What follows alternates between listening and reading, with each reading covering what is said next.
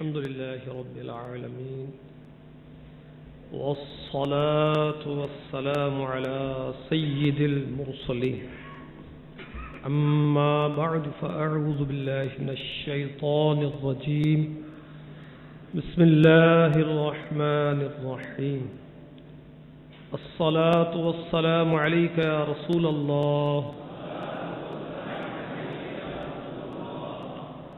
وعلى آلك وأصحابك يا حبيب الله الصلاة والسلام عليك يا نبي الله وعلى آلك وأصحابك يا نور الله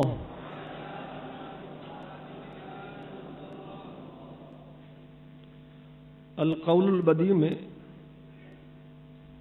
فرمان مصطفیٰ صلی اللہ تعالی علیہ وآلہ وسلم لکھا ہے، ہر چیز کے لیے طہارت اور غسل ہے، اور ایمان والوں کے دلوں کے زنگ کی طہارت مجھ پر درود پاک پڑھنا ہے۔ صلو علی الحبیب صلی اللہ تعالی علی محمد وعلى آلہ وصحبہ وبارک وسلم۔ دعوت اسلامی کے عالمی مدنی مرکز فیضان مدینہ میں ہفتہ وار اجتماع کا سلسلہ ہے، اور ساتھ ہی ساتھ اسلامی بھائی اور اسلامی بہنیں مدنی چینل کے ذریعے اس اجتماع میں شرکت کی سعادت حاصل کر رہے ہیں۔ معلوم ہوا ابھی ہم نے جو فرمان مصطفیٰ صلی اللہ تعالی علیہ وسلم سنا، اس سے پتہ چلا کہ رسول ذیشان محبوب رحمان عز و جل و صلی اللہ تعالی علیہ وآلہ وسلم پر درود و سلام پڑھنا دلوں کے زنگ کو دور کر دیتا ہے۔ تو جو چاہے تو بھی میل میرے دل کے دھلے کہ خدا دل نہیں کرتا کبھی میلا تیرا، کہ خدا دل نہیں کرتا کبھی میلا تیرا۔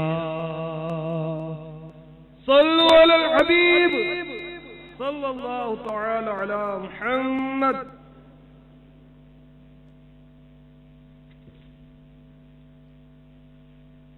خزائن العرفان وغیرہ میں ہے، اللہ تبارک و تعالی نے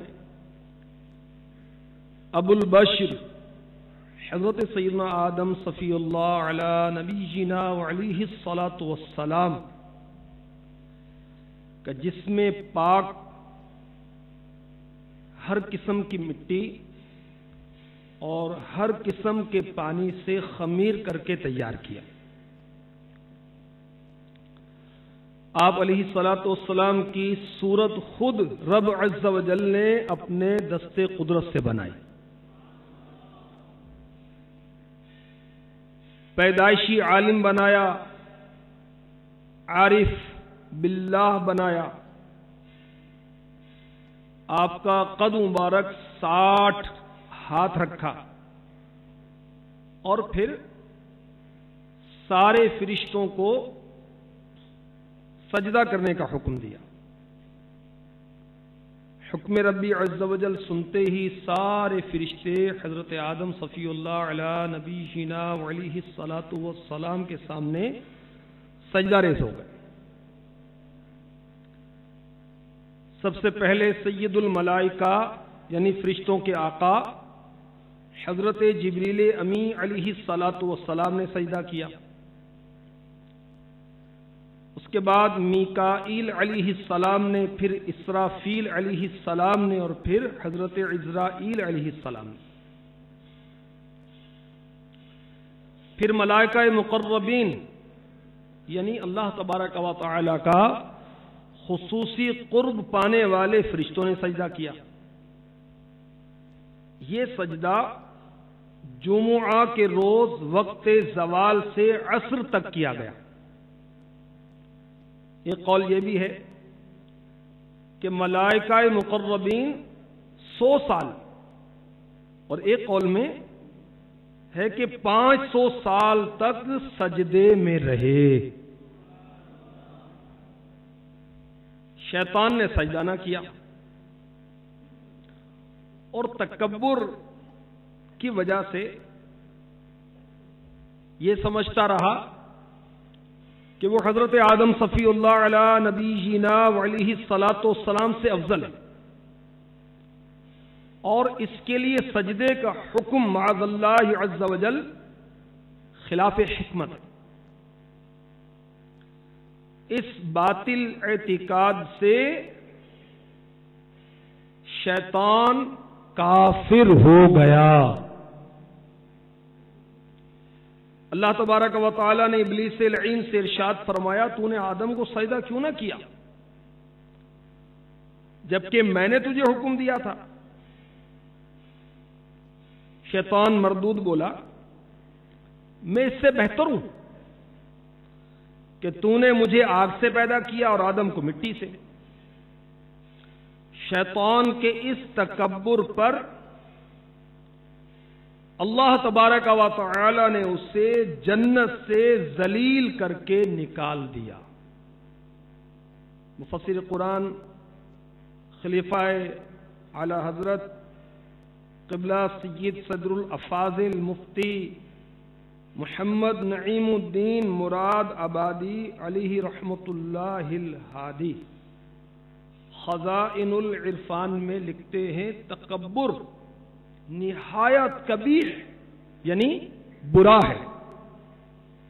اس سے یعنی تکبر سے کبھی متکبر یعنی تکبر کرنے والے کی نوبت کفر تک پہنچتی ہے. الامان الامان.